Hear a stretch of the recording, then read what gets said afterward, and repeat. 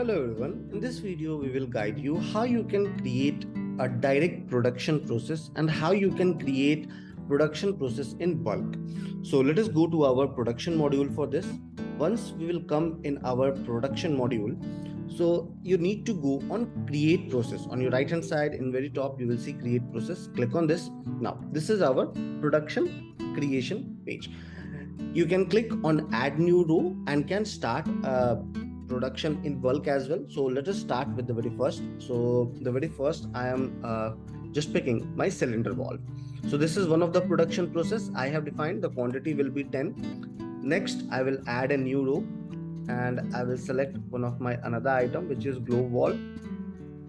So as you can see that here it is asking for the BOM, as because the BOM is not created. You can click on create BOM and then after you can create the production. I will select another item.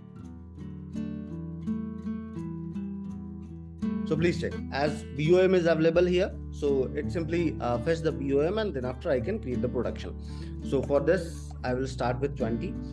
We do have option of creating production process through Excel as well. You need to click on download template and accordingly just fill all the details and upload the file from here.